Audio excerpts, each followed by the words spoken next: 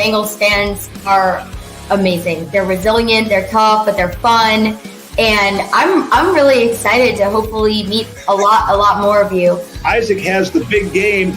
Then we became a real balanced offense for the playoff run, which I thought was really important. He put on the greatest route running exhibition I have ever seen in my life. He was football 24/7, and that was the greatest part of Chad. At times, the early part, I would tell him when we were throwing deep passes, I said, don't wait too long, because I'm going to get away. If you ain't going to have the arm to get there. So, I want to run to the ball, Well, Duke, looks like Duke's in the waiting room. I don't want to keep Duke waiting. He gave us a very limited amount of time. I know he's a busy man. Duke, what's going on, big dog? How you doing, buddy? Jim, how are you, man? Thanks for having me on. Yeah, Hey. I'm real busy. I'm sitting on my porch. Yeah, well, hey. Have a little drink going on there. Joe Burrow has played in big games his entire life, and I would think he will be a steady hand at the bow of the ship. And I think I wouldn't be surprised if they take him all the way to the Super Bowl. I really wouldn't.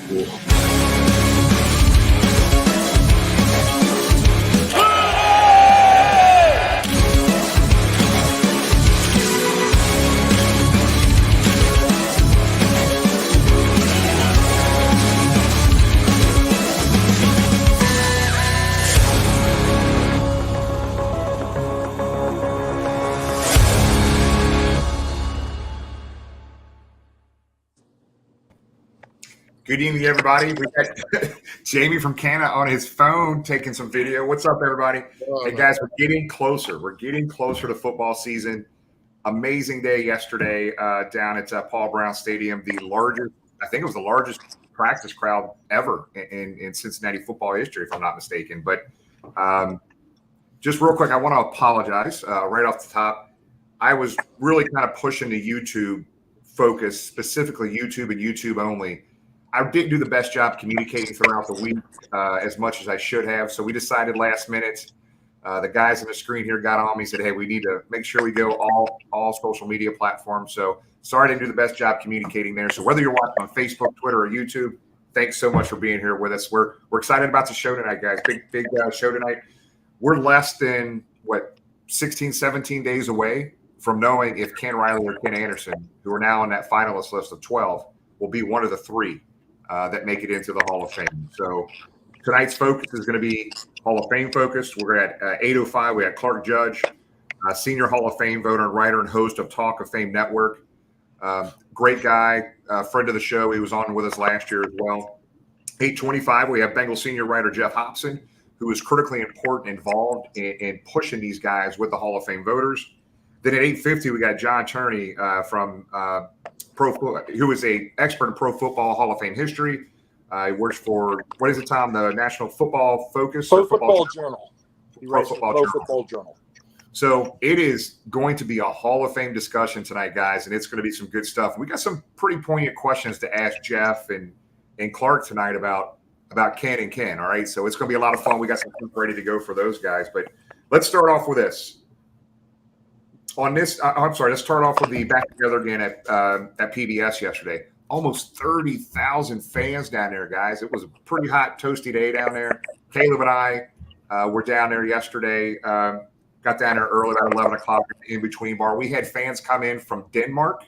We had fans come in from North Carolina, Chicago, Northern Ohio, Indianapolis. It was an amazing day yesterday, Caleb. Yeah, it was good to get everybody back together. I mean, exactly what it is. It's, even if it's not a real game, it's getting the whole group back together, seeing everyone in our stadium. Even if we didn't get to sit in our actual seats, it was still cool to get everyone out there. And it's crazy that without even Burrow being there, 20 almost 29,000 people showed up, knowing that Burrow wasn't still going to be there. That's pretty good testament. I mean, obviously, coming off the Super Bowl is going to increase that a little, but it was still exciting to see that many people out there. Yeah, and I think there was an article or something, I think maybe Inquirer, somebody was saying that almost 30,000 at the Bengals practice. There hasn't been 30,000 people in the last 3 games at the Cincinnati Reds Stadium, Great American Ballpark. So you can see the excitement in this town. It doesn't seem like it's dwindled at all from the Super Bowl. It just seems like this excitement is continuing in the offseason big time. And it was only in the lower bowl. I think if they actually just opened it up to more people, I think they could have had it more than that, honestly. I mean, I know that we had a lot of tickets go to waste, but I mean, I believe that if they opened that up a little bit more, it would have been bigger, honestly. Yep. So real quick before we get to Clarke, who just popped in the waiting room right now, we got to do on this date in Bengal history. So speaking of yesterday's 30,000 people down at Paul Brown Stadium, Tom, there was another date, July 31st, 2010. Something happened down at Georgetown College for practice. What was that? Georgetown, which has a very nice stadium, filled it up. I believe a little over 10,000 showed up for the Bengals practice that day. That was during the area one of the several hard knocks that the Bengals did while Marvin was head coach, and not long after they had signed Terrell Owens. So there was a bit more excitement, and everybody made the journey up from Lexington and down from Cincinnati and Dayton and across from Louisville, and then filled up Georgetown. Yeah, and if anybody everybody that's watching right now, if you've ever been to Georgetown back in the day for a training camp, very small Division III NAIA college football school. Bengals dumped a lot of money into it, but it couldn't have held any more than 10,000 people. So there was people standing room only the whole 9 yards there. It's a very small facility, but they probably could have had more that day if there was room. So, well, guys, look, we talked earlier about on the intro about the Hall of Fame. And obviously with Ken Riley and Ken Anderson now being in the finalist of the 12, and I think August 16th there will be a vote on if those two guys get in that final three. So we're very excited to have a Hall of Fame voter, writer, host of Talk of Fame Network. We've had Clarke Judge on before, but man, we're very honored. It's not very often you get to talk to somebody like Clarke, but want to welcome Clarke Judge to the show tonight.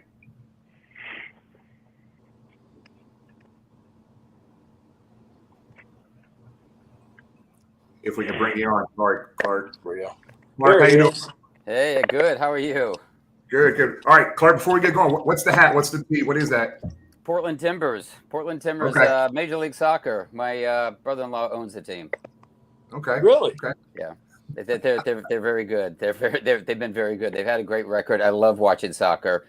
I wasn't a soccer fan before, but I am now, and they're fun to watch. And I've been out there a couple of times. It's a great venue. It's a great situation, and I've become a soccer fan. So I've become a Portland Timbers fan. That's what I've got the hat.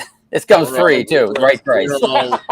We are all really big soccer fans in this show, so that's awesome. Oh yeah, no, I enjoy it. Hey, Clarke, it's funny. My son lives in. He just moved to Portland maybe about a year ago, so he's been to one of those games before with his girlfriend. Yeah, so. The atmosphere is incredible. It's like watching a game in England, from what I know, what I see in Premier League games, but. I didn't pay any attention to soccer before. Wasn't enough scoring for me. Now that I understand the game more, I really, really have come around to it. I like it. It's still tough to watch it sometimes, but when I watch the Timbers, I love watching because I've got a vested interest. So anyway, thanks for asking. Yeah. So, Clarke, you and Jamie are the only two soccer fans on this screen. Right well, that surprised me. I thought he was actually being cynical. I thought I wasn't sure he was being. I stick up for the beautiful game all the time, but these guys can't appreciate it. I love it. It's a great game. I'm a baseball fan. I will tell you that. In heart, I'm a baseball fan, but I'm coming around to soccer, and I think it's a really nice. Where I said before there wasn't enough scoring for me. Then I realized it's not about the scoring, you learn the game. Yeah, it's about the play, and so. All right, you and Jamie can go over to the soccer podcast. Okay, good. See you guys. I'll be back in an hour. Okay. Clarke, man, we appreciate you being here. Everybody that's watching right now, we've got a bunch of folks watching live on Facebook, Twitter, and YouTube. Any questions that you want to throw out to Clarke? Respectfully, just type those in the chat area. And Caleb's now in the back right now. He'll be keeping an eye on some of those questions for you. We'll try to get to some of those later. Clarke, man, tell us. We've got some excitement right now here in Cincinnati with a lot of things going on with the Bengals and coming off the Super Bowl. We got two more people going into the Ring of Honor this year. Just seems like that momentum is carrying over, we think, into this Senior Hall of Fame selection, hopefully. So we got Kenny and Ken Anderson and Ken Riley, who we talked to you about last year. One of those finalists in that 12. So kind of open, whatever you want to talk about. Just what was the process? Whatever you're able to share, Clarke. Obviously there's things you're not going to be able to share, but getting Ken getting into that final 12. Talk a little bit about that.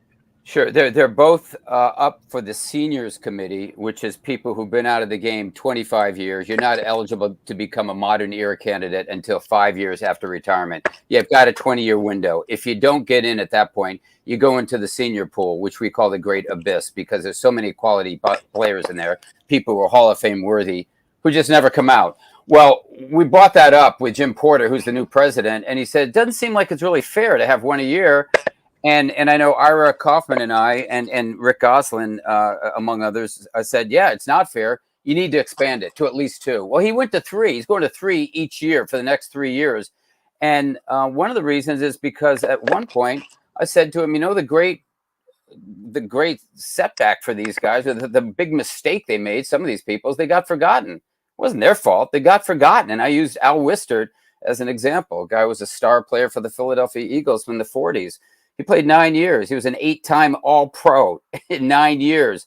He won 2 NFL championships. He was the captain of the team, first team all-decade.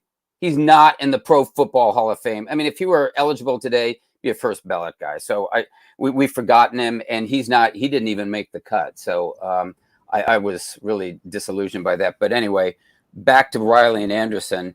Both of them are in the final 12. That's good news for all you guys. That's good news for Bengals fans, because there's some momentum, as you pointed out. And I think if I were to handicap the two, I think Riley's got more momentum than Anderson. Both of them are Hall of Fame worthy.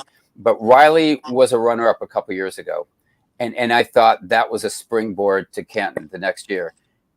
In all honesty, guys, he disappeared last year. He was in the conversation, but he was not among one of the last 3 or 4. And so I don't know what happened there, but clearly it was a different group of people on the senior committee who were voting at that time. And at that juncture, I remember saying to Jim Porter, I think this is unfair. I mean, what we're doing is we've got 9 people on this committee. We're talking to 5 of them each time. Well, all you need are 3 votes. It doesn't take an Einstein to figure that out. And he said, here's what we're going to do. We're going to open each of these committees, the retired or the senior committee, which I'm not a part of, to 12. And all of them will be available. They're all going to be involved in the vote. All are going to be involved. And so that now brings in the Riley faction, which may or may not have been there last year. It sounds like it wasn't. Brings them now back into the fold. So now Riley's got some momentum within that group because those guys are going to vote. I'm on the contributor/coaches committee. And we've also expanded to 12, and each person makes a presentation for those finalists. So Ken Riley, because he was so close 2 years ago, and because his numbers, at least, speak for themselves, 65 career interceptions, tied for 5th. Tied with whom? Tied with Charles Woodson. Oh, wait a minute, Charles Woodson, the first ballot Hall of Famer. This guy can't get in. Of the 7 top interceptors, only one Hall of Fame eligible, only one is missing. Happens to be Ken Riley. So that's going to bode well for him. As I mentioned, I think on this program before, the elephant in the room is his teammate, Lamar Parrish. Okay, Lamar Parrish, 5 All-Pros. Ken Riley, 3. Lamar Parrish, 8 Pro Bowls. Ken Riley, 0. That's going to be the big conversation. When the Riley faction brings up those numbers, somebody at some point is going to say, well, explain why his teammate got to more Pro Bowls than he did. And I know what the answer will be probably is because he also played special teams. Great punt returner, good kickoff returner. I think he set a Bengals record in 1 year for single season punt return yardage. And I'm not sure if he's still the all-time leader, but it was at one time. But in any case, that's going to be an issue. But that said, I think he's got momentum to honestly be one of the 3 this year. If it were down to 1, I'd say probably not, because he lost some momentum last year. But the fact that within the last 2 years, he's been a top finisher, I like his chances as one of the 3. And I don't know how I'd handicap that field because it's a strong, strong field. But I'd say Howley would probably be one of them. And if I were to guess, I might think Maxie Bond might be another because I know he was a top finisher last year. He didn't quite make it. But maybe Maxie Bond. but you got two linebackers then, and I don't know if the group would say we need to go to another position, but that group of 12 is loaded. Kuchenberg could make it too because he missed the cut. In fact, Kuchenberg might be the third guy. He missed the cut, although he was a finalist, I think something like 8 times. He kept coming up, and he didn't quite make it. And he was a great offensive lineman. That was an oversight. But the fact that he's back now, he may be one of those 3. But I think Riley's got a shot. I think he does. I think Anderson's going to have to wait. So Clarke, I guess I don't want to dig too far into this because it's frustrating to us because we've talked to a lot of Hall of Fame voters. It just seems like there's definitely bias that comes into play. And is how in the hell can Ken Riley be a semifinalist one year and then not even in a discussion year 2? It's a different group of people making it every year, it seems like, when they make these decisions. But Tom, I would like for us to kind of dig into, because you made a great point, and we really kind of battle back and forth on this discussion on Ken Riley's Hall of Fame or Pro Bowl and All Pro. I mean, Tom, let's dig into that. I know you and I have talked about this so many times. Well, yeah, none other than Ken Anderson himself made the point, and there are several when it comes to Ken. One, he was very soft. He was a Paul Brown guy. He didn't speak to the press much. Not that he was standoffish. He was just shy. He did not say much. He was very quiet. He did all the talking on the field. He didn't dance. He wasn't flashy. He just went out and broke up passes and intercepted 65 times. And there's something else, back then with the voting, players didn't see other players other than watching film for the coming week.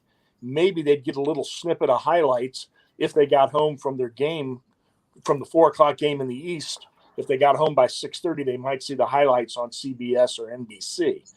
So, he wasn't like Lamar Parrish. He wasn't returning punts. He wasn't the Deion Sanders of the 70s like Lamar was. But Clarke, when you bring that up, and if it comes up with some of your peers, of which we enjoy talking to all of them, in my case, some of them make me lose my hair and my blood pressure goes sky high with some of their logic. I think some of them need to get into politics, but with the inconsistency of their answers. But one thing, about Lamar Parrish is, there we are, Ken Riley played half of his career without Lamar Parrish. Mm-hmm. He played half of his career with Louis Breeden on the other side. Or the Charlie King, but before Lamar. So, he did make 3 Pro Bowls. I think it's really up to a good question for the voters. Why didn't he make it when he's being all pro, but didn't go to the Pro Bowl? We asked Mel Blount that last year, and he was stunned by that. And one thing to consider is from the old AFC Central, you had Mel Blount. They went ahead and put in Lamar Parrish largely because of his return capabilities. And God bless Lamar. Hey, as soon as Ken goes in, we hope everybody that uses that excuse joins us in pushing Lamar Parrish for Canton. But, it would not be extremely likely that the voters are going to put all 3 cornerbacks in the Pro Bowl, all from the AFC Central from 2 teams. So, they took the guy who was on everybody's mouth, Lamar Parrish. Everybody was talking about him. They didn't necessarily take the Hall of Fame corner in Ken Riley. And, Ken's play depicted it. I mean, you go back and watch some of those old games when you're able to, and you watch how he defended Cliff Branch. You watch how he defended Swan and Stallworth. He was a fantastic tackler, especially for a cornerback. I mean, elite level at everything you'd want from a cornerback. And despite being quiet, talk to his teammates. He was a leader. He was a smart football player. He went on to coach in Green Bay for a while before he took over at his alma mater, Florida A&M. So, the criticisms of him, I certainly don't agree with, and I don't see. And granted, I'm partisan, and granted, we are from a very small market. We've got a very good representative in Geoff Hobson. Wouldn't have anybody else, but. I think the criticisms fall short, but I think the compliments are right on. You want me to respond to that? I don't disagree with you, but I will say, Lamar Parrish moved on to Washington, and he's then with a different system, a different team, still going to Pro Bowls and being an All Pro. But I don't disagree with that. I think it does need to be explained. To be honest with you, I do think numbers speak for themselves. I just like to have somebody sit down with me and tell me why. And we had I'm on a podcast I do with Eric Kaufman called the I Test for Two, and we had Ken Anderson on last month, and he explained that. He said Lamar Parrish was a flashier player, and Ken Riley was quiet, and he was a leader, and he just did what he did. But like you mentioned, Lamar Parrish was no slouch. He had 47 interceptions. I think he's something like one of 20 DBs to go to 8 Pro Bowls. So that speaks for itself. But I just would like to have that explained if I were in that room. I'm not in that room, but I certainly would. I certainly would be leaning towards voting for him. If he's not one of the top 3 this year, guys, I'd say he's probably going to be in the top 3 next year, only because I know who's pushing in there and what's going on. But there are other. That list is loaded. And there are people that you probably wouldn't. Maybe some of you wouldn't remember. Eddie Meador's on that list. Eddie Meador was a great safety. He was a great safety. He's been forgotten. He's just simply been forgotten. And I'm glad to see him come back. And I think Rick Gosselin's going to make his case. And that's good for Eddie Meador. But his case needs to be resuscitated. But Ken Riley's numbers just don't go away. And that's going to be tough for voters to refute because they sit there, 65 interceptions. They're with Charles Woodson. We put Charles Woodson in first ballot. What's gone wrong with this guy? And you can't really say anything except that, well, his teammate, Lamar Parrish, he had this, he had that. No, forget about Lamar Parrish. What about this guy? And he's been forgotten. And honestly, I thought that he might be, I thought he might be, might get some more attention, when you put him the Bengals, whatever, his Ring of Honor, Hall of Fame, whatever. And also his passing. I thought his passing sort of drew attention to the fact that here's a guy's been wrong. I mean, this guy's been overlooked. We need to do something here. But it didn't. And now that he's in the top 12, he's got a shot. I mean, I think he's got a shot because now everyone knows who those 12 people are. Yeah. Clarke, here's what's interesting. We, talking to a lot of the voters over the past couple of years, they all have different. There's not just one format that they use. Everybody has their own opinion of what they're fighting for their guy. Everybody has their guy they're trying to push to get into the Hall of Fame. Not necessarily the right guy. All of them probably deserving, but who should be that one guy? They always want to fight for their guys. But we were told very specifically that, hey, if you get other Hall of Famers that played against these players like Ken Riley, who pound the table for him in video and that information. Well, watch this quick video. I kind of put a couple clips together. I want to get your opinion on this piece right here, if I can find it real quick. Watch this video. Ken Riley gets my full-throated endorsement for the Pro Football Hall of Fame. There are 65 reasons that he should be in the Hall of Fame. And really, there's probably a lot more than that. I mean, total turnovers that he was responsible for. My case is that the man is a Hall of Famer. His records indicates that. And so justice need to be served for Ken Riley. Thank you very much. So Clarke, we've had, we've got a couple more coming from 2 other Hall of Famers I'm hoping to have here within the next week. But James Lofton, Michael Haynes, and Mel Blount those videos are very powerful. Those are just very short snippets of 2 or 3 minute videos. Yeah, but man, they're pretty powerful video. That has to make an impact.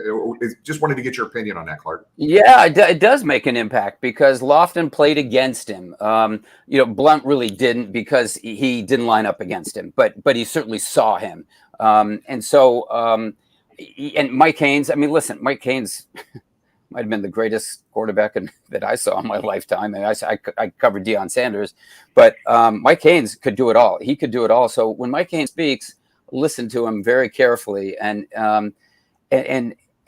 those comments should resonate with voters. And I say should because I know what happened in the past year. And what happened in the past year was Kirk Reynolds, formerly of the San Francisco 49ers, put on a video with 5 or 6 offensive linemen who faced Bryant Young. And I covered Bryant Young, and I'm a Bryant Young supporter. And it was a brilliant idea because they volunteered to be on this call, and they had Hall of Fame voters or anyone who was interested in being on that call to fire questions at them. And it really resuscitated his campaign, Hall of Fame campaign, to the point where he got in this year.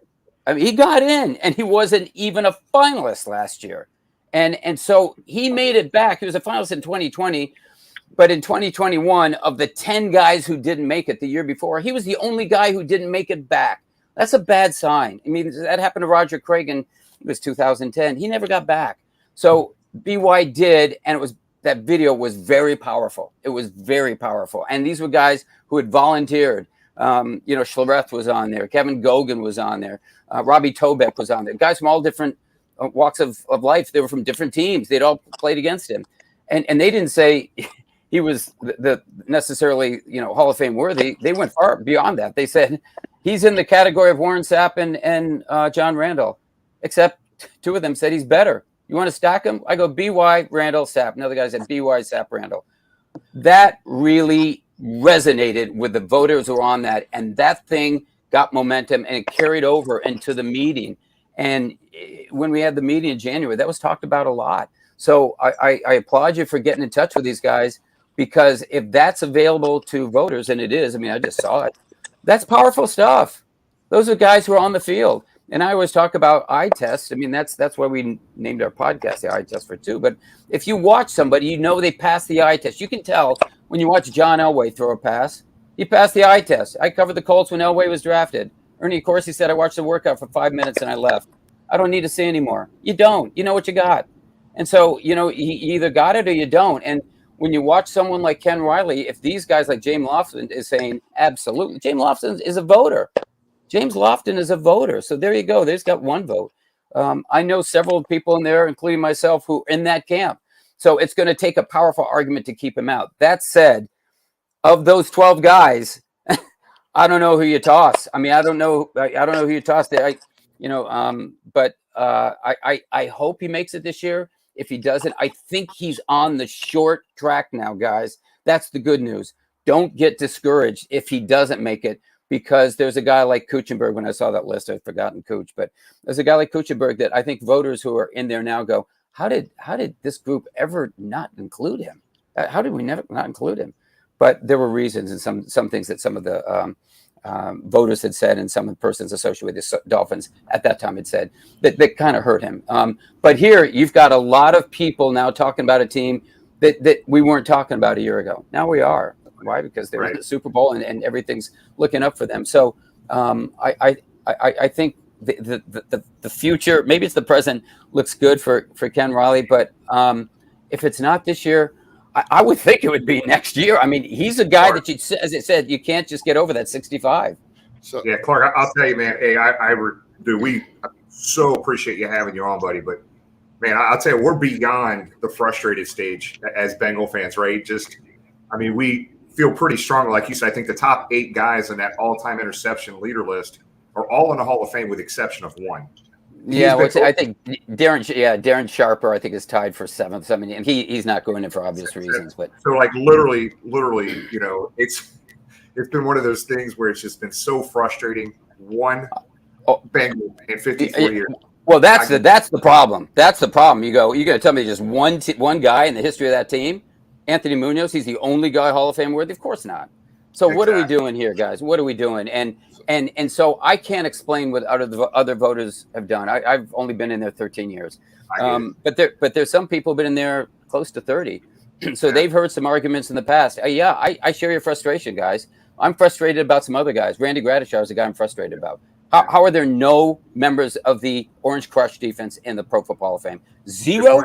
No. Louis Wright's not in. Randy Gradishar is not in. What? Are you kidding me? But I'm going to tell you, he has no traction. He hasn't had any traction until now. So, the Gradishar is a guy I don't think is going to make it now just because he hasn't had any traction. But the fact of the matter is he's one of the 12 guys. That's good. The fact is you've got two Bengals who are the 12. I mean, that speaks volumes. They've got a shot. So I'm not telling you not to be angry. You should be angry. Right. You should be frustrated. But you should be encouraged now that seems like people have awakened to your franchise and said, there's something wrong here. There are people who are Hall of Fame worthy who've been waiting too long. We need to do something. Yeah. So, Clarke, you sort of touched on my question a little bit, but obviously we're talking about, previous generation of players. What is the that's really close up on my face. Sorry. What has the impact of the Super Bowl appearance this last season have, if any, on the selection process? None. I'd say absolutely none, because they're two apples and oranges. I mean, you're talking about modern day players versus players from the past. The Bengals were a really good franchise at one time. I mean, I've covered the Super Bowls when they were in there, and they pushed the 49ers to the limit,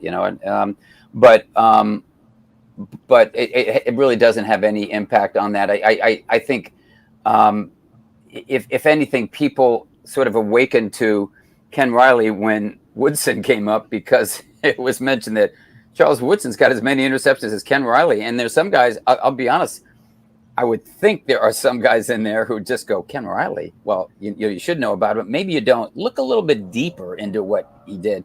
And then when you say, wait a second, we put Woodson in as a first ballot guy. What was this guy doing? I mean, what was he doing to get 65 interceptions? And I don't know who it was, Mike Haynes, who said 65 reasons and the turnovers he forced. Yeah, I mean, he was a guy that made a difference. So if he's a guy that made a difference, why? Most of his interceptions in an era where they didn't throw the ball a whole lot too. No, that's right. That's right. And I will tell you, I'm not. As I said, I'm going to caution you by saying, remind you, I'm not on that senior committee. I'm not speaking for them.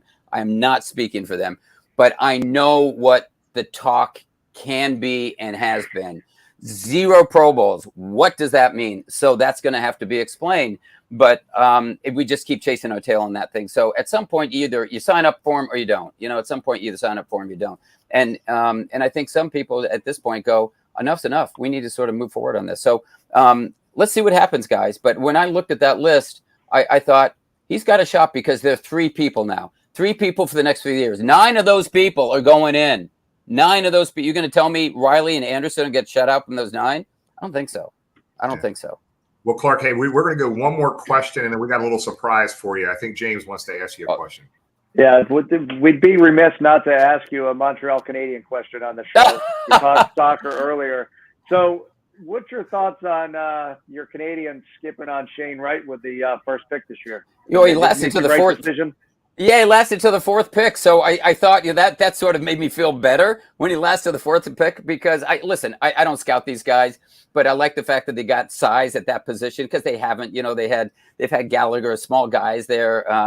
And so I think it's at least it's encouraging looking forward. I mean, it's so hard to go from a Stanley Cup final to the worst team in the league in 1 year. But the fact of the matter is they've got to straighten out their goalie situation. I don't know what Carey Price is doing. I really don't know whether that knee is going to, continue to keep him sidelined. I don't know what the situation is there.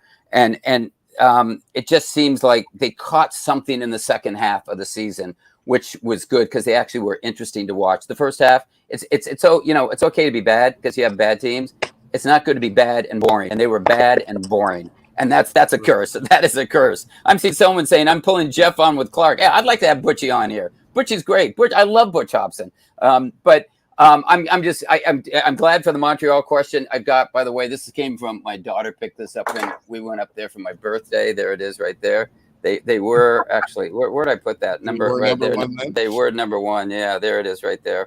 And then a friend of mine sent me Jean Beliveau. Yeah, Jean Beliveau right there. Yep. Anyway, and then I got, it's the Jean Beliveau card. Yeah, the card, Jean Beliveau right there. I love watching that team. I love seeing that sweater. But I fell in love with that team in the 70s when they were the Flying Canadians. Yvon Cournoyer is my favorite player of all time. But they're just not that. They're not that team anymore. And hockey's that's not played quite the way it was then. And I loved it when Montreal had territorial rights over anyone that was from Montreal. That was great. You got any French-speaking guy playing for that team. And I just love the history, but it's been a long time. So in answer to your question, I guess I like that choice only because big guy with size. and because the sort of favorite pick slipped to fourth, and I know he's got an edge to him now, like Aaron Rodgers did. I'm gonna make you pay for that. Okay, let's see. Hey, Clarke, I just want to let you know, because of you, this now is talking football, soccer, and hockey. Bengal Jim. Yeah, we're gonna get. You got anyone from baseball? Come on, baseball. Well, oh no, you're the Reds. Oh no, the Reds. I got somebody here for you. I got somebody who wants to talk a little baseball, probably. Geoff. There he is, right there. Clarkson, what's going on? How you doing, Clarke? Butchie. Hey, Butchie, how are you? Hey, I just want to tell you, Clarke, I was at my baseball camp reunion in Lakeville, Mass, and they had a fundraiser for the Jimmy Fund with a silent auction. So I had a choice. I could have got a photo signed Robert Gordon or scoring. I was looking for something for my son, and I could have got that for $200, which was pretty good. But Bobby signing the May 10th, 1970. Winning goal in overtime over the Blues, I believe. Is that correct? It was the Blues. And it was either that, and Who either was the that goalie? or Who was the goalie? Who was the goalie? Gump Worsley? No. Glenn Hall. Oh, I'm sorry. Okay, I thought he was pitching. Oh, that's Don Hall. But anyway, but that or a Pete Rose signed Hit King shirt, and since he grew up in Cincinnati, and there was somebody, and I'm sure there was somebody in that place in Massachusetts who it would have meant more. The Robert Gordon thing would have meant more to them, and my son, it meant more the Hit King sign. Yeah, so I think it's a good I made a choice. tough call. I made a tough call there. Yeah, it was a tough call, but I'm going to get kicked off this podcast now because I would have taken the Robert Gordon Orr because I love Bobby Orr. Butch knows. I mean, Bobby Orr is a god to me. As a god. That's right. Had to make the sacrifice there for my son though, because you had to make. Yeah, I understand. He must have been delighted. It's a tough call. It's good to see you, Clarke. You've been pumping. I think Riley and Anderson are here in large measure for what the Talk of Fame has done, getting their story out there. And but now it's in your hands. And I told these guys, if they don't get in, you crack down on Geoff Hobson. All right, that's right. But it's tough because I've been writing for this stuff. I've been writing on this stuff for 20 years, and I remember the late great Paul Zimmerman. I said this is in 2003, 2004, and I was not on the committee at the time, but I went to the committee as they had before they were going to meet and during breaks in the vote the day before the Super Bowl, and I'm asking, why are not Anderson or Riley in? And Zim pointed in the hall and said, into the room and said, look at and this is in 2004. And he said, maybe 8% of the guys in there have ever heard of Ken Riley. Right. And maybe a little bit more have heard of Ken Anderson. That's right. Yeah. And they don't even know Willie Anderson, who at the time. Well, that's why, I was on this podcast once before, and I think we were talking about Willie Anderson. And I know that he disappeared pretty quickly this year in terms of he didn't make the top 10. But as I told you, Butchie, after that vote, and I tell these guys, don't be discouraged. That's not atypical. The telling year is the next year. The telling year is the next year because you've got to move forward. And so if he is in the top 15 this year, which I assume he will be, don't if he's thrown out after the first vote, that's okay. But if he doesn't make the top 15, that's a bad sign to go backwards. And that's what I was explaining to them with Bryant Young. He did that, but then went from nothing all the way to the winner's circle. Willie Anderson is going to be in the Hall of Fame, guys. I'm going to tell you he's going to be in the Hall of Fame. But the fact of the matter is, he at least got his foot in the door. That's what you have to do. And Butch knows how important that is. Now you got to move forward. And when he gets in that top 10, now he's in the on-deck circle. But to me, it's so significant that you've got both Riley and Anderson in the top 12 here. And honestly, I think that's really going to help someone's chances, whether it's Riley or Anderson. Right now, if I were to handicap them, Butch, I'd say Riley over Anderson at immediately, but I think both eventually end up getting him. You hit it right on the head, Clarke. The issue is the Parrish issue. That's what we just talked about. That's the issue. And I talked to the guy who's going to be presenting Kenny, and it's I think and correct me if I'm wrong, but I think back then if a great punt returner, and the only way but there was no spot for the punt returner. Yeah. So Parrish. They needed to get Parrish on because of his punt returns, and a lot of the times he made it because of his punt returns, and they weren't going to put two Bengals on there, and the other thing is this committee was designed to correct wrongs. That's right. That's right.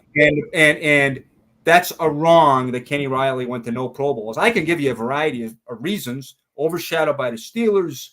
They didn't, they didn't push their players. They didn't win a Super Bowl. I mean, it's and that was Paul Brown's thing. Was look, it's this a team thing. He wasn't really, he didn't want to push one guy over the other. Yep. And I think, I can come up with 28 reasons why he didn't go to the Pro Bowls. But none of them are right. But the dissenters are going to say, up against the Steelers. Well, Lamar Parrish is up against the Steelers too. He got elected. Why didn't Paul Brown push him if he didn't push him? And those are going to be the questions that are going to be asked. And I'm sure he did. I mean, I'm sure he did. I'm just saying that it was not. It was a team based. Paul. Yeah, no, I understand. I understand. And I think this. And I think just but being in the same division as the Steelers, and as I've tried to pound this too before, it's because the winning a Super Bowl seems to be a tiebreaker. And so therefore you have too many good players on great teams who are in, and not enough great worthy players from bad or mediocre teams in. And I think that's that's we know the problem. How do you correct it? Yeah, I think that particularly hurts Ken Anderson. Because there's something like 8 quarterbacks who haven't won championships or in the Hall of Fame, and Ken Anderson's numbers also speak for themselves. But it's a situation these guys are going back to. Why is there only one Bengal in the Pro Football Hall of Fame in 54 years? People and Butch knows in that room there were complaints for years about Denver. Denver went to more Super Bowls than they had guys in the Hall of Fame, and suddenly all of a sudden. We start put Bengals and I'm sorry, Broncos in. And I saw what Jennifer typed in a couple minutes ago. She said, we're tired of waiting. Next year, it's always next year. We're tired of waiting. I understand that. I would be if I were a Bengals fan, tired of waiting. But this group of 12 includes 2 of your players who are Hall of Fame worthy. And you should be tired of waiting. But at least now we're moving forward. And as Butch said, the idea of sort of enlarging the number of annual seniors was to correct oversights or mistakes. And so that's what they're hoping to do. And honestly, as Butch mentioned, the fact that you've only got 1 in 54 years, that's a mistake. That's a mistake. Hey, Clarke, you made a good point, man. I didn't even think about that. Bengals, Super Bowl 3. 1 player in the Hall of Fame. We got more Super Bowl appearances than we do players in the Hall of Fame. Sure, Damn it, Clarke. Sure. And whoever's making that case, Geoff, that guy should point it out. He should point it out. I mean, I don't know who's presenting him, but and I know Goose is in Riley's corner. That's gonna be helpful because Goose carries a lot of weight in that room. Right. No, and Ira Kaufman, Goose, Borges. I mean, they're gonna have plenty of ammo. And I should say, and Paul did push his guys. When the day Kenny Anderson retired, Paul Brown said he's a Hall of Famer. Said that about Kenny Anderson, and I know how he felt about Riley. So I just think, the Steelers thing, and they're winning. And I remember talking to one of the former Steelers, trying to get a guy to, talk about Isaac Curtis, because here's a guy that should be discussed. That we haven't even talked about as a senior. I told the guy from the Steelers, hey, better numbers than Swan and Stallworth. Oh, but we won 4. We got in 4. Well, I mean. Right. Isaac Curtis was a reason that the Bengals, got to the playoffs in 73, 75, So, I mean, it goes back to what these guys were saying, though, Butch, because they got in the playoffs, the Steelers, every year, and they were won 4 championships in 6 years. Because of that, people saw a lot more of them. They saw them, so they knew who they were. And they may have not seen Isaac Curtis, so they didn't know who he was. But you go, wait a minute, this guy's in the same league. Don't know him. I don't know him. But I saw the Steelers playing the Cowboys in the Super Bowl. I saw that. You saw Swan's catch. I saw Swan's catch, acrobatic catches. Yeah, I know who he is. I know who Stallworth is. I think it's sort of interesting. You have wide receivers from a Steelers team that I think was known for running the football, right? Yeah, that's right. So we have 2 wide receivers anyway. Well, Clarke, man, look, Clarke, we appreciate. I didn't mean to surprise you pulling on Geoff. I wasn't sure if that was going to go. No, I love having Butch on there. Geoff and I, we've known each other for 35 years, something like that. Right, you got to. Clarke's a very generous man. He's a very generous man. He's helped me out in more ways than he'll ever know. This is the feelings mutual. I want to thank James for the Montreal Canadiens question. That's the one that came out of left field. That's the one that came out of left field. I love that. Clarke, what are we doing with Don Sweeney? Clarke, what are we doing with Don Sweeney, man? Don Sweeney survives. Yeah. I don't know. I don't know. Yeah. I have no idea. The only sport we haven't talked about tonight was lacrosse, so I'm sure James will. That's Butch's bailiwick, actually. He loves Jimmy Brown. Jimmy Brown. Ben Syracuse. There we go. We'll get our weekly Syracuse plug in. There you go. But I love talking to you guys. That's why when you contacted me, I thought I'll find a way to be on you because I love talking to you. And I thought there was a chance that Butch might be on. And you're right. You're in great hands with him. He makes terrific presentations. You'll get these Bengals in, and I'm sorry for people who are frustrated. I understand that, but I guess my only advice would be you're going to have to be patient. You have no choice. Clarke, we'll have you back on because very soon after August 16th, we'll start belly aching about Willie Anderson not being in. So help us right another wrong. There you go. I like your Ken Riley framed uniform over your left shoulder. That looks pretty cool. Thank you. Clarke, man, we appreciate your time, buddy. Thank you so much. You got it. Thanks, guys. Really a pleasure. Butch, you take care. Good to see you. Thanks, Clarke. We'll talk to you soon. Geoff, he's good people, man. Yes, he is. He's a great man, and he's done a lot of good stuff on the Bengals on that Talk of Fame thing, and he's a big reason, they're getting a little run now, I think. Yeah. Geoff, dude, it means so much you taking time. I know you got so many things going on, and you taking time with just a bunch of fans means a lot to everybody, us and everybody that's watching. But man, we're pretty excited, and your guy Mon's watching too. Just want to let you know. My main Mon. Yeah. So, Butch, tell us what's I mean, it was great news to hear. Kenny and Ken being in his final 12. Whatever you're able to share, I know there's things you're able to and things you're not able to share, but kind of give us the scoop, man. How does this go, and give us an idea of what happened to get these guys in there. Well, I just think it's more transparent now. I think Jim Porter, the new Hall of Fame president, he heard the concerns from from a lot of people about the senior process. Just one wasn't enough, and it was kind of always. And I mean, you guys know this. You've done such a great job yourselves pushing these guys. It was always a little bit of a shroud of mystery over the thing. When did the committee meet?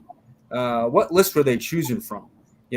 And this kind of came to a head. I thought last year, and this is what I expressed to we had a call, and I said I don't know how Ken Riley 2 years ago can come to this doorstep with Drew Pearson and virtually nearly get in, and then the next year he's barely talked about. Like last year, he was barely talked about. That can't happen. And so there's got to be more consistency, more transparency. And so I think they've done that. They've enlarged the committee, which I think in an effort to more voices, the better. And they've raised it from one. The big thing they've done is raised it from 1 to 3 nominees, which is huge. And for the next 4 years. And then the other big thing I think they've done is each finalist is going to get a presentation before the vote, because I never really could figure out what was going on in that final meeting of 5 when they broke it down from the 9-member subcommittee to 5.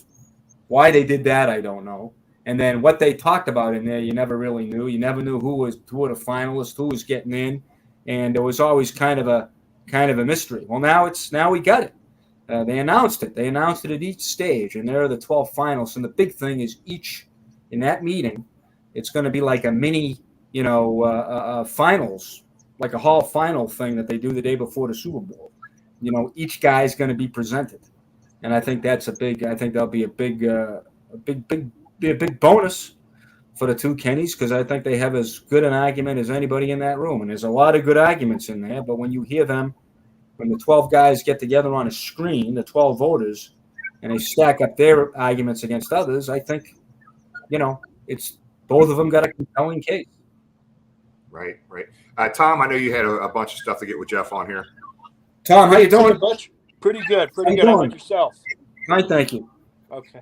One thing is we're talking about momentum and this, that, and the other, and I think that's a little bit funny for guys that have been out of the game since before Super Bowl 23. But we were talking a little bit to Clarke about what is said in that room against Ken Riley, which the first one is, well, he played against Lamar Parrish. So I guess that eliminates Lester Hayes because he played on the other side of Mike Haynes. Right. But, the one thing, as we've talked to voters and writers, the first thing a lot of times we hear is, I never really think of Ken Anderson as a Hall of Famer. And then you say, well, he won 4 NFL passing titles. No, he didn't. Oh, yes, he did. Right. He was NFL Player of the Year. No, he was. Oh, well, yes, he did. Well, he wasn't a Super Bowl quarterback. Well, if David Verser runs the right way and makes the right block, he's a Super Bowl champion instead of, 1 foot short. He carried a franchise. He took bad teams, made them average, took average teams, put them in the playoffs, and took a good team and took them within a foot of the Super Bowl. I have a good feeling, hopefully in the next couple of weeks, we're going to get good words on one. To steal a phrase from a movie a few years back, Iron Man, is it too much to ask for both in these next couple of years? Right. No, that's right. And Tom, that's very well said. That's why there's just too many of that's why the Super Bowl, that can't be the tiebreaker. Oh, he won a Super Bowl. That can't be it because there's 21 other guys helping him out there. It's the ultimate team game. Kenny Anderson got the Bengals there. He was a reason they got to the Super Bowl. He was a reason they were contenders for so many years. So that's not a great argument, the Super Bowl argument. Like I said, that has given birth to a lot of very good players on great teams being in there and not Hall quality players from bad teams or mediocre teams in there. And this is what we're faced with guys like Riley and Anderson, and I dare say Isaac Kurtz, because he could certainly be in this. He could easily be on this list of 12. So, I know it's hard, and we've been battling this. This is nothing new. I've been writing about these guys and you guys have been talking about it. I know I've been, going into these, 03, 04, 05, talking to Zimmerman and all these guys and standing outside these meeting rooms. So, this is a 20-year, I'm wondering, it's a 20-year deal that I've been kind of amazed that this has gone on. So, but given how you see, then when you get inside and see what goes on, you're not too surprised. So I think that the new format really helps them. And, I think, I'd be stunned. I'd be stunned if one of them isn't one of the 3. I mean, I'd be. You make a. There are good. I remember Ron Borges saying when you get to this stage of the finals, when they leave with just one, there's Hall of Famers. You leave the floor scattered with Hall of Famers. All 12 of those guys probably could be in. Well, I don't know. Sterling Sharp. I don't know about that, but Klecko. Klecko is somebody asked me today in my column, would I vote for Klecko? Klecko had a nice career. He didn't have a better career than the 2 Kennys. He didn't have a better career than Maxie Bond, a 9-time Pro Bowler. He didn't have a better career than Chuck Howley. Trust me, if you're on social media, one guy that's going to vote for him. I'll leave it alone though. Right. I mean, that's and that's the thing, and that's the thing with this thing is you have. It's a process done by human beings, and so you get what you get, and you have to live with it because we are human beings, and it's not a sometimes fairness and justice, you don't always get it, unfortunately. Geoff, thanks again for coming on. It's always good anytime we can have a Syracuse alumni on our show. Question for you. Clarke Judge mentioned the name Jim Porter a couple times. You mentioned the name Jim Porter. Obviously, we know he took over for Dave Baker at the Hall of Fame. Seems like he's maybe a breath of fresh air, recognizes the importance of the veterans, getting more of them on the ballot. Can you touch on the addition of Jim Porter there in Canton and what he's done in a short time?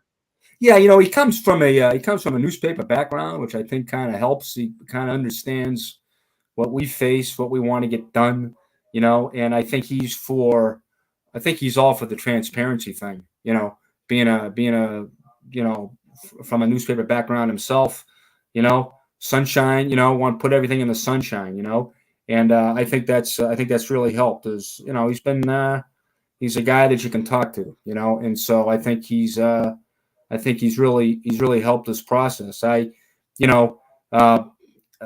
He to me, the big thing was enlarging the committee, because I think there are, obviously, when you're talking with human beings, you're going to get agendas.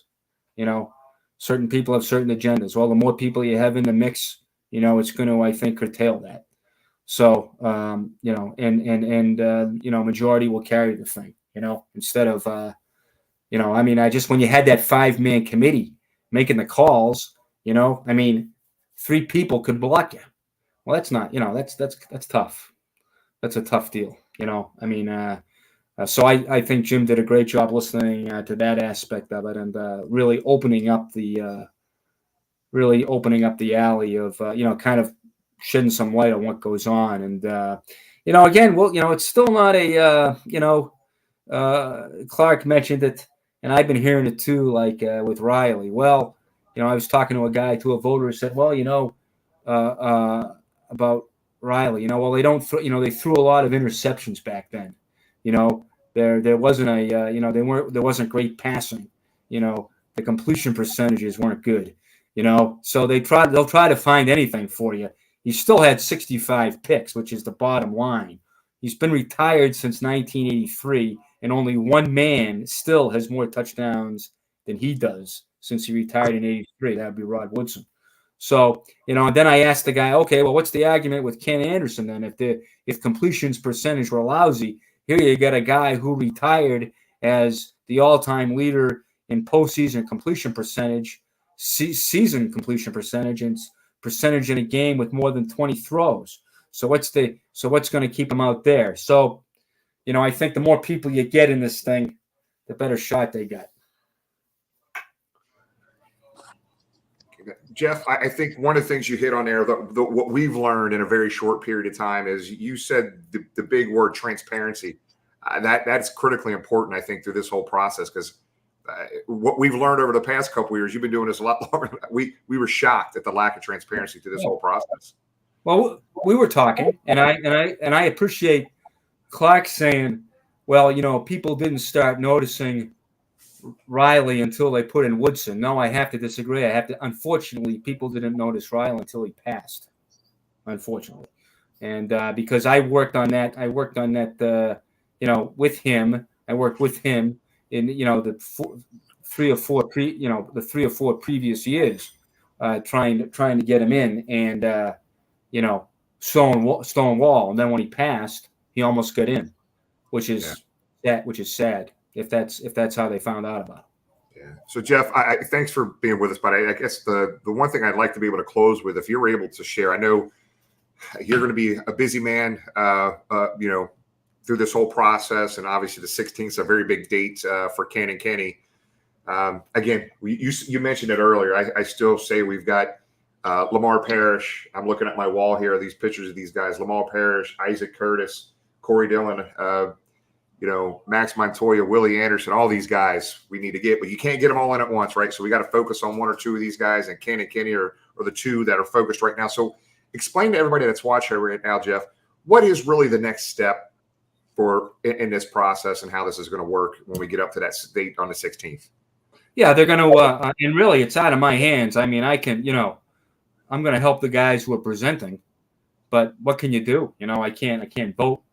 And so it's kind of like watching very frustrating, because you're just watching, and you've done what you can, but it's in the hands of the voters. It's like, I guess it's like what a politician feels like on when he's watching the returns come in. What happens is 3 guys will come out of that thing on the 16th. Okay, they will automatically go to the finals of the whole shooting match. Okay. The Pro Football Hall of Fame finals, that selection committee and I'm a member of that. That's the big committee, meets before COVID. It met the day before the Super Bowl. Okay. The senior nominee, now it's going to be 3 senior nominees, are going to be a part of that selection process. And he'll be in there. Those 3 nominees will be in with 15 modern era players, of which you hope Willie Anderson is one. And there'll also be coaches and contributors. So each finalist is going to be presented, and they'll be in that final vote in February. In that final vote, every finalist will be presented and debated, and then there will be a yes or no vote on that candidate, and he has to get 80% of 49 votes to get in, and that's why.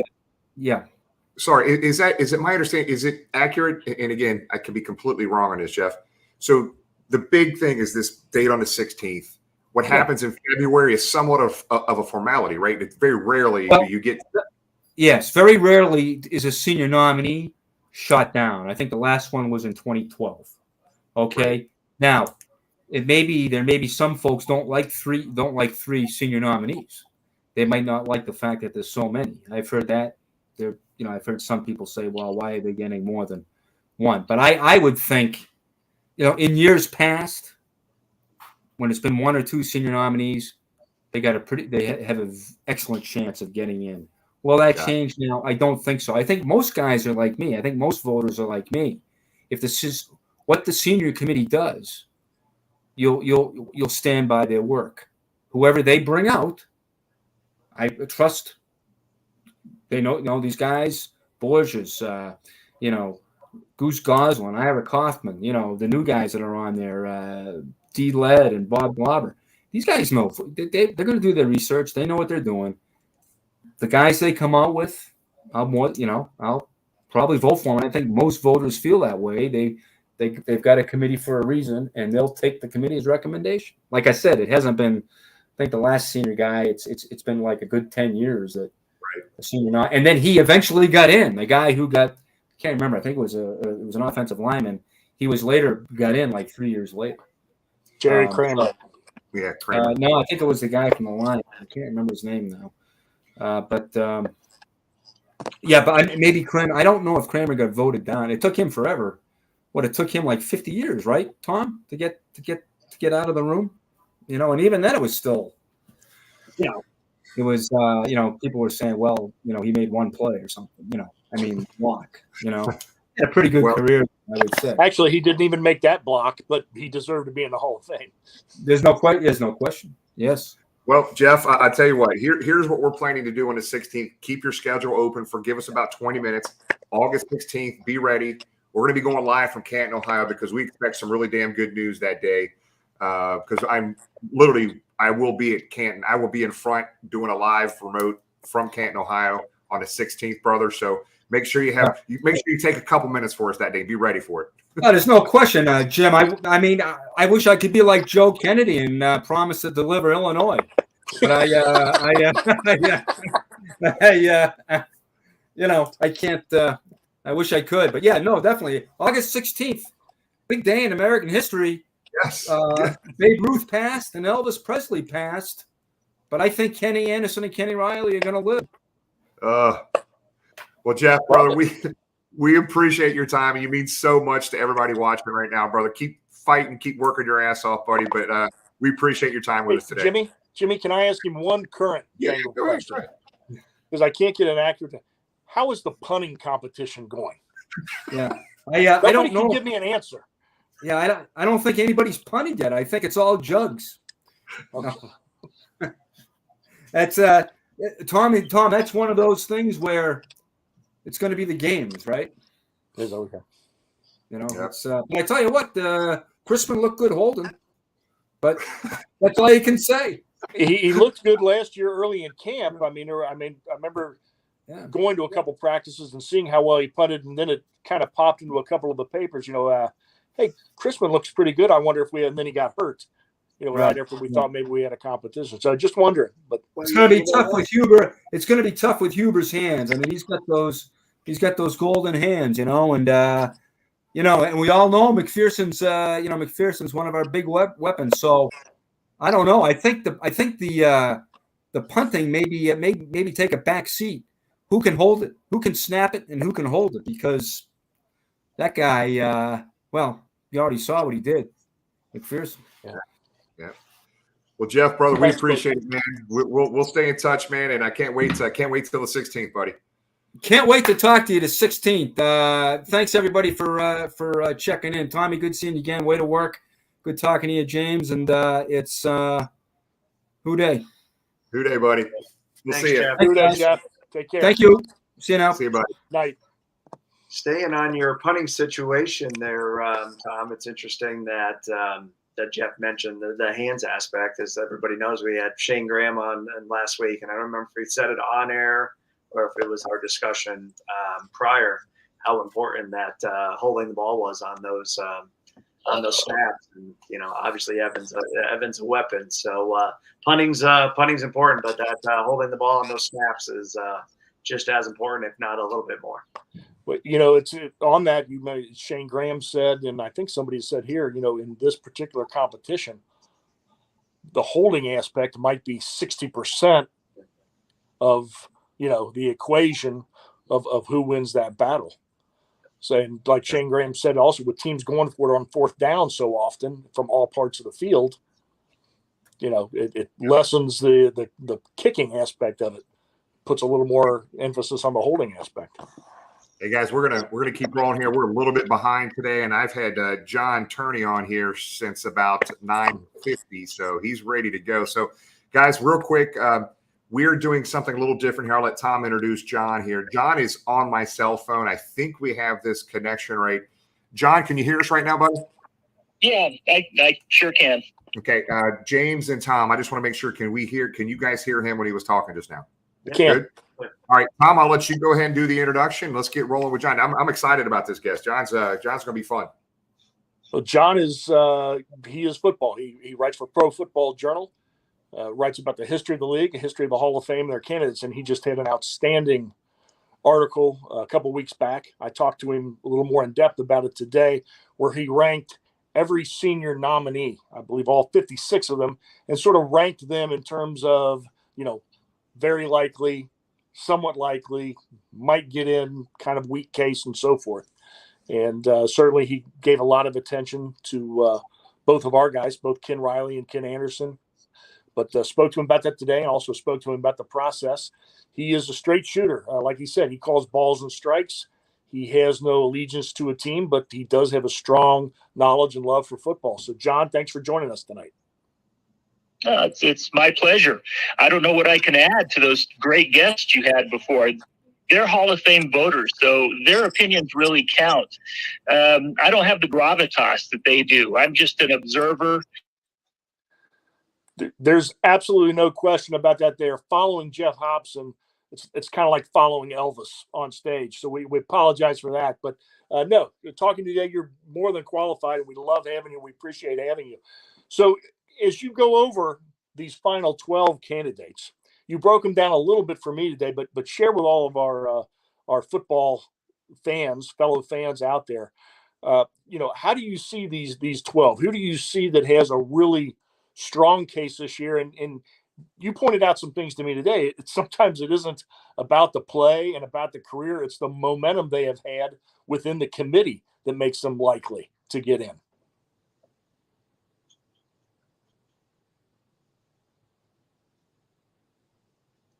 Jimmy, you're muted. We can't hear. If you could start over with that answer there, John, that's on me. Go ahead. No problem. Every voter is going to have their agenda, players that played in their market, players they covered. So that's kind of what I try to follow. And I try to follow that year after year so I can see how they're holding up in the process. Some guy might take get his head up and get some momentum for a couple of years, then fall away. Other guys can get momentum going. They're getting closer and closer. Then they get in. So I follow that more than probably most people. And it's interesting to me. And I do that through social media and through contacts of the voters. And it's kind of like picking up the buzz of what's written out there. It's, like you said, the agendas that each of the voters have. In this case, the 9 voters in there, as we talked about today, deals they've made, favors they're paying back.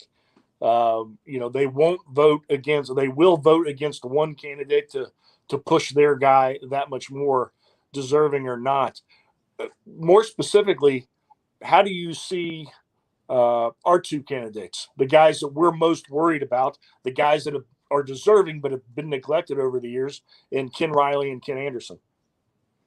Well, the highest rating I gave in the article you're referring to was the chances or the odds were pretty good.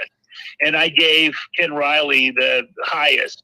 I had several others that are also pretty good because you can never know, but I had him higher than Kenny Anderson.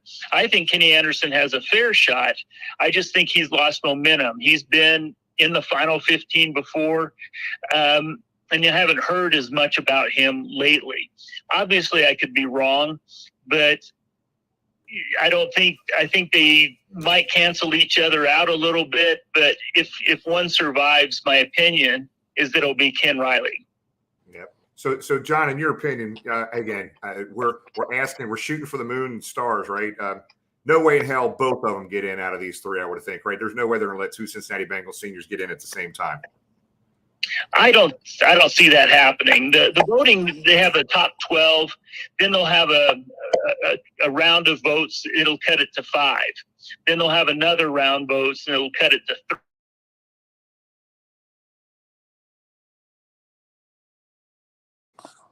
Jimmy, you're muted. Tiebreaker, I'll go against 2 Bengals. That's just my guess. I could be totally wrong, but I think it's the odds are pretty low of both of them going in this year. Got it. Tom? So, John, we just, listening to Clarke and Geoff, hearing the weaknesses. From you talking to guys, we have our people that we're able to talk to, but certainly you're a little broader. And like you said, you call balls and strikes very simply. From that national media that maybe wasn't exposed to these Hall of Fame players that played in a smaller media market, 2 very classy, team-oriented guys. What is a typical argument against the 2 of them? Well, I think the positives for Ken Anderson are well known. The 4 passing titles. He was a league MVP, and that's rare. And he got to a Super Bowl, and he was close to winning it. There's what's called a little donut hole in his career. Kurt Warner, though, had one where he was great with the Rams, and then he had a nice rebound with the Arizona Cardinals.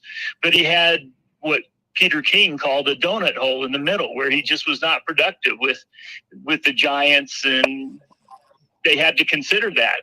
If I were making the case for Ken Anderson, I would use Kurt Warner as kind of a model, because their careers kind of had similar tracks.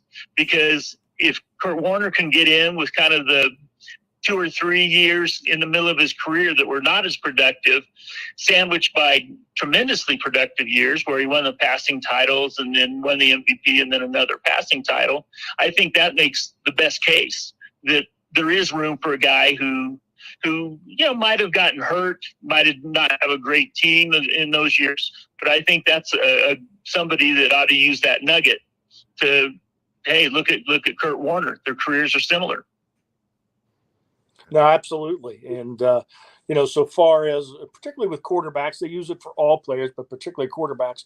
When I think of Jim Kelly, Dan Marino, Fran Tarkington, Dan Fouts, who couldn't beat Ken Anderson to even get to a Super Bowl.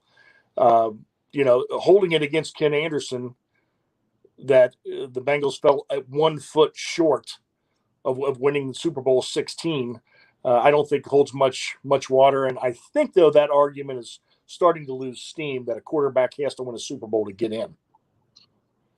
I think you're right. There are plenty of quarterbacks who didn't win a Super Bowl that are getting in. I think it was just the consistency with Ken Anderson when he had that lack of production in those few years when he was hurt and had the problems. However, that doesn't disqualify him in any fashion. It just gives some of the voters pause. It gives them something to sink their teeth in and say, "I'll just pass on him and go with somebody else." That's the way I see it. It might not be my personal opinion, but that's what I see them saying, or when I talk to them at Super Bowls, that's kind of the things I hear. And skipping to the other side of the ball, a guy like we were talking about, similar temperament, team first guy, a little quiet with the media, not a lot of flash, comes in, gives his Hall of Fame performances, and went on, would go home in Ken Riley. But comparing him to other defensive backs and mainly cornerbacks, we had a little gathering here we call Jungle to the Hall last month. And it isn't just every man in the history of the NFL that is lined up at cornerback.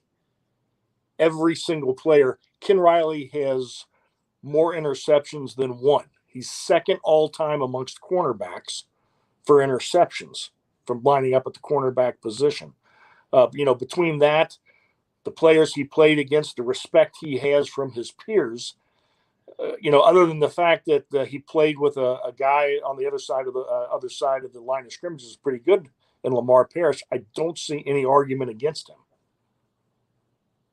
Well, I don't think so, because Lamar Parrish isn't on the ballot, so he's not going to be a factor. I think the dark horse you might look at is Everson Walls, because he's got support from at least a couple of voters who really like him. And he has 57 interceptions, just 5 behind Ken Riley. And he was all pro, went to some Pro Bowls and won a Super Bowl ring. So he checks more boxes. Now, I'm not saying he was a better player. That's not for me to say. I'm just saying he checks those boxes that a lot of times those voters like to look at. So that could be an issue in this particular ballot. It might not be, but that's something to look at, because he's got some support from New York voters and from people affiliated with Dallas. They like him a lot. He had an 11-pick season. He led the NFL 3 times in picks, and then he had that ring. So those are just things to kind of put in the back of your mind and think about, because when you have 2 players at the same position, they might knock each other out. The same might be true of the linebackers. There's a lot of good linebackers on that list. Johnny, you bring up one point, and then I'm going to turn it over to my co-hosts.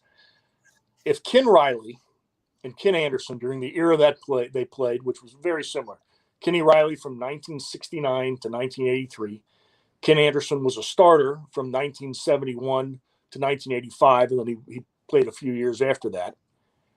Had either one of them played on those miserable New York Giant or New York Jet teams in the 70s, or those miserable Chicago Bear teams in the 70s and early 80s, and had the same career that they had here in Cincinnati, they would have never made it to the senior committee. They'd have been voted in on the regular basis their first 15 years in. So I think you touched on that when you say, guys from New York that are pushing Everson Walls. Hell of a player, probably a Hall of Famer, but not Ken Riley. Well, I think you have to deal with the realities, and that's part of calling the balls and strikes and kind of looking at who's got momentum. Everson Walls made the final 15 a couple of years ago, and he was close to getting in, is my understanding. That's just what I was told behind the scenes. So he made the final, I think he made the final 10, and that's pretty good showing. So that just tells you that he had quite a bit of support. And then I wasn't sure he was going to make it to this final 12. When I did, I thought his chances were fair, and I gave Ken Riley a higher prediction or odds of pretty good. But you just have to watch those things. And when the voters get together, they make cases for their players, and they look at them and they're weighed and measured and have to look at them pretty closely. Got it. Tom, anything else? No, I'm going to shift it off to you guys. Yeah, John, it's very interesting tonight's show. I mean, we're going obviously way over than what we normally. We apologize and thank you for hanging on with us on this, because having Clarke Judge on early in the show, then Geoff Hobson from the Cincinnati Bengals, and we've gotten three unique perspectives on this. And the one thing we are hearing pretty clearly now is with the new process, getting three seniors in. There seems to be a pretty good consensus that there's more transparency now than there has been in years past on this stuff. So is that something you're able to comment on, or if stuff you've heard as well? Yeah, I absolutely agree. The senior committee used to, senior committee used to be, well, it's still 12 members, but then they rotate 5, and those 5 would meet in a room in August at the Hall of Fame. And some of the personalities might be strong, some of them might not be.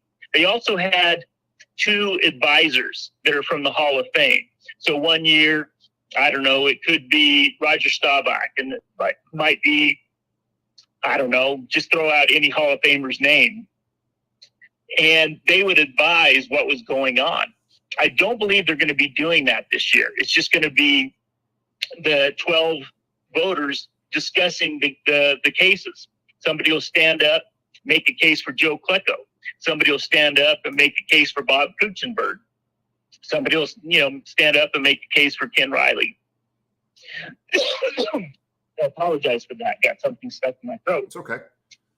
So then they'll just make their votes, according to their conscience. They'll list their top 5 guys based on that. And then they'll have a list of 5, and they won't discuss it any further. They'll just cut it to 3. And the great part about it is having 3 instead of 1. A couple of years ago, we wrote and just begged Dave Baker. Of course, we had no pull whatsoever to have at least 2 seniors. When there were 3 that came out, I was ecstatic.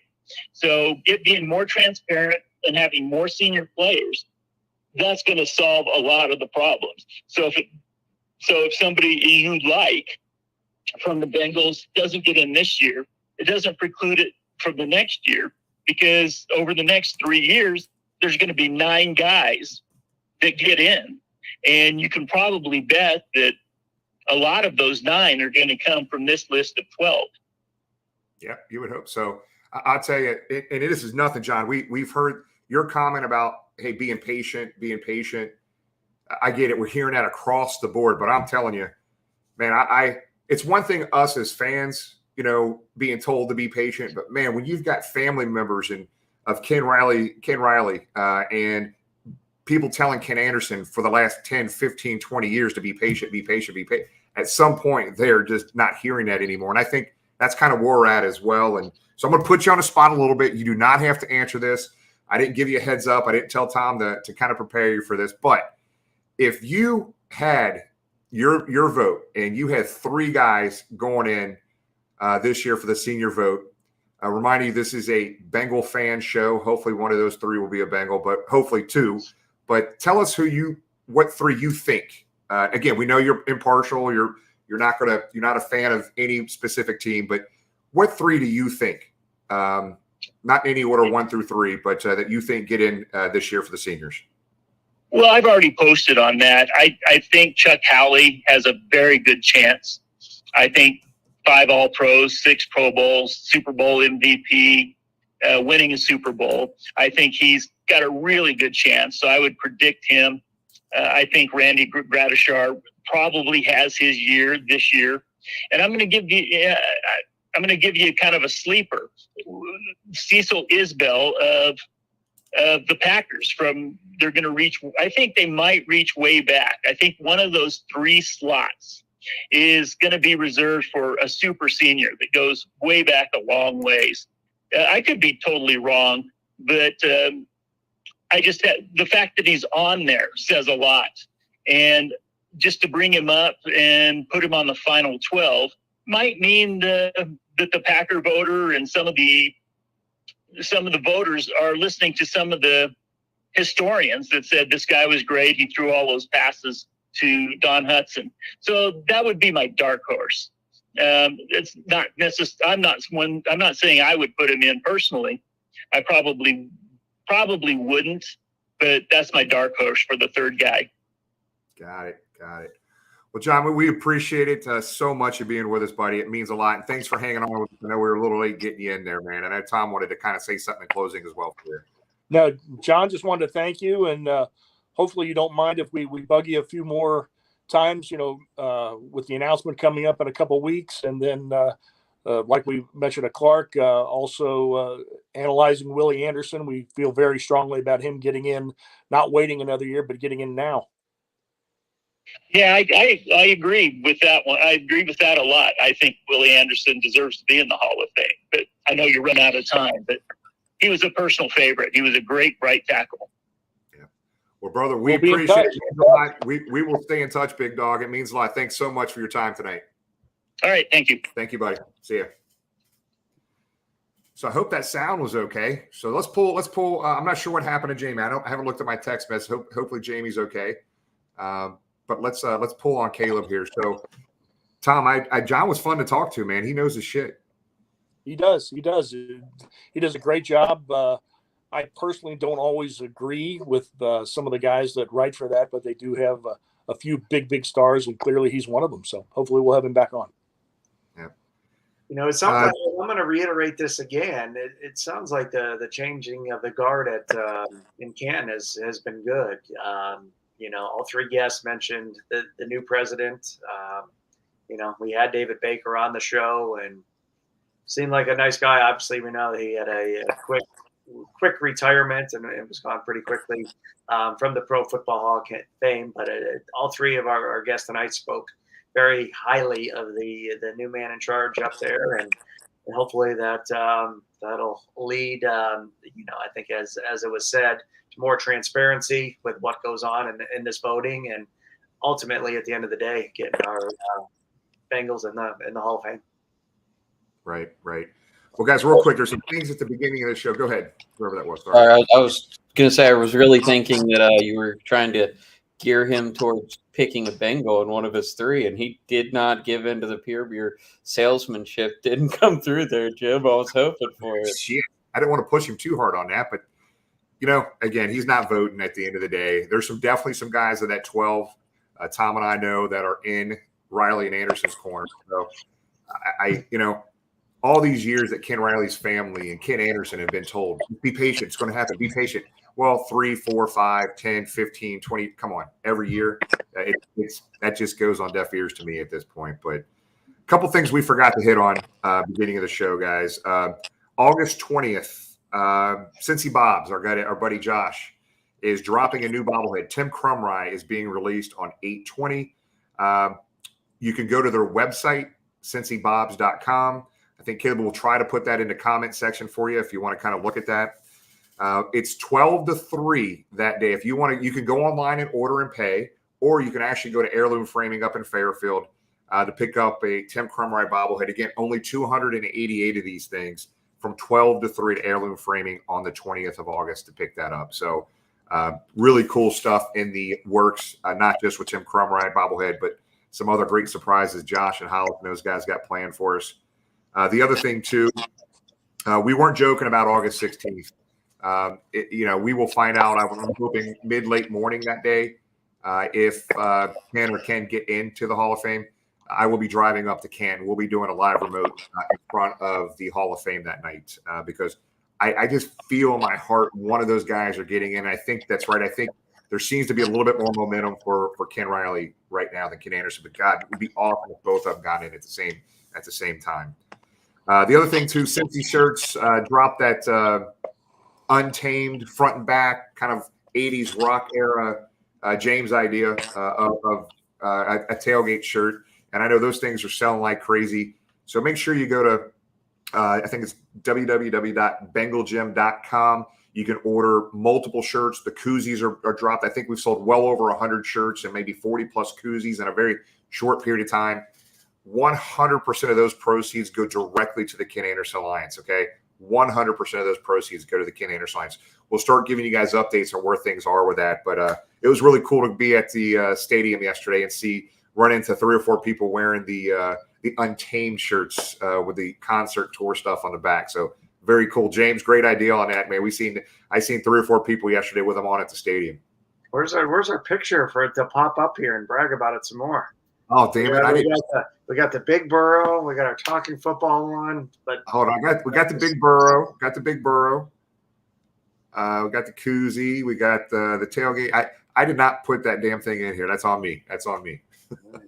Right. No, that's a cool shirt. Again, thanks to our buddy Josh at Cincy Shirts for unveiling that. He did some teasing pics leading up to it. And I don't know, a lot of fans didn't know what to expect. And then unloaded that and was very cool. So props to them. As you said, go to bengalgym.com, order those if you're not around the Cincy area. They'll gladly ship you one and enjoy. They're pretty cool. Yep. Let's go around and close this damn thing out, guys. Sorry, we're a little bit later again today, but 3 great guests. I hope you guys learned something about the senior voting for the seniors and for the Hall of Fame. Every time we have these conversations with these guys, we learn something a little bit new. So I'm cautiously optimistic about the 16th, thinking one of these guys are going to get in this year. So we'll kind of kick it off here. James, you want to go ahead and start out the closeout? Yeah, excited. Well, I mean, what a turnout Saturday down there at PBS. I think that's just a precursor for what we're going to see this year. Sold out Paul Brown Stadium every week, and to see all the Bengals fans turn out for a practice was just crazy. So props to them. Also, something we didn't touch on, but something that affects the AFC North, possibly a verdict or the judge's ruling or the mediator, whatever she is, on what's going to happen to the quarterback on the team up north. I think we were going to put a poll question up. I think check Twitter after. We hear everything from 2 games, 6 games, 8 games, the full season. What will ultimately happen to their quarterback. Obviously, some strong opinions on what should happen. We'll see what the ultimate verdict is, but supposedly that's going to be released tomorrow. So we'll keep our ears open to that. Again, this Hall of Fame thing is something personally I didn't think about until we did the first Jungle to the Hall last year, and it's something that's kind of grown near and dear to my heart and what we do, and had a second great Jungle to the Hall this year, and it's just it's a shame that we don't have more in. We heard the number of Super Bowls versus the number of people in, and obviously lopsided in the wrong direction, and we need more. So I think fans across the world, Bengals fans across the world, have just keep blowing the horn and keep moving forward. We keep hearing next year, if not this year, but kudos for staying positive. It's certainly a frustrating process, but think of how hard it is for us, the fans, versus the players and their families that are struggling with it. This time every year, it just keeps coming up, and just frustration. Just get your hopes up and then get let down. So keep fighting a good fight, and it's going to happen. And have these guys on. I think preaching to them and hearing the Bengals fans preaching and doing it in the right way goes a long way. So keep it up. Tom? No, like you said, keep fighting the good fight and keeping the word out. It does matter. So these next 16 days, social media, flood them everything we know about these 2 legends, Ken Riley and Ken Anderson, the passing titles, the MVP, the leadership, the skill, the interceptions, and the class that both men exemplify, not just for the Bengals, but the city as a whole. Housekeeping, a reminder, next Sunday night, we will be on. We've got one guest already confirmed, Austin Elmore from Cincy 360, a very big Bengals fan on iHeartRadio, does a great job covering the Bengals. He will be one guest to join us. And then after that, August 16th, the games, preseason games will started. It's the night that the Hall of Fame senior committee nominees are out, and then we'll go back to Tuesday. We'll go back to game time every week. We'll see you Tuesdays at 8. But thank you for your patience tonight. And Caleb. I was actually going to point out the same thing that James was with this upcoming verdict. Just because of when we play the Browns specifically, it could very well be his first game. It could be his last game of the suspension. Jim and I have even talked about it as far as purchasing the away tickets, about gambling when the decision comes out, whether the price is going to go up or down versus that. But I mean, a lot of people seem to think it's right about that time. So definitely looking forward to that. Very excited that all three of our guests seem to have at least moderate hopes that pretty excited that 12 made it into the final 12, but it's a lot more encouraging than if we had this conversation with them 3 years ago, 4 years ago, it seems. So as you guys have mentioned, pounding the pavement for him, talking about it, it's working, and it's clearly heading in the right direction. Yep, I agree. And just a quick secret, this is kind of breaking news. Tom and I are going to be sneaking into the room when they have these discussions about Ken Anderson and Ken Riley. We're going to be presenting. So we're going to be good. We're going to get one of these guys in, Tom. We're going to make it happen. Who did Geoff say was presenting? I don't know. That's a question we got to get. Geoff, if you're watching still, brother, if you're able to tell who's presenting for Riley and Anderson, that'd be awesome. But no, I appreciate everybody. Again, I know this is the second or third week in a row we've went over on our time, but I'll tell you what, that last episode last week with the 2005 team was just a lot of fun for us. Hopefully it was fun for you guys. Tonight, the three guests were amazing. Geoff, as usual, is always great. So it was really good having these guys on and learning a little bit more about that Hall of Fame process, especially that confusing lack of transparency at times about the seniors and how that works. So we appreciate all the guests tonight as well. Next week, Tom talked about one guest. We're waiting on some responses from a couple other ones. Stay tuned. We'll get some information out. I would say I will not be here next week. I'm going to be offline. Got a strategic planning session for my business here. Sunday night, we head down to Lake Norris. So we're offline for 3 days at Lake Norris doing some strategic planning. So I will not be here next week. I will tell you, we are going to do a duck race next week. We've had multiple people donate some tickets for us. So we've got multiple tickets for the preseason game with parking passes, and along with some other goodies we'll give away for that duck race. So stay tuned for what charity we're working with this week for the duck race, but it's going to be multiple tickets with parking passes for the first preseason game as well, along with some other stuff. But guys, it means a lot. You guys tuning in. We appreciate it. We can't wait to see you guys next week. And we're not that far away from football, guys. Stay tuned. It's going to be another fun year this year. Hoo day, everybody. Good day.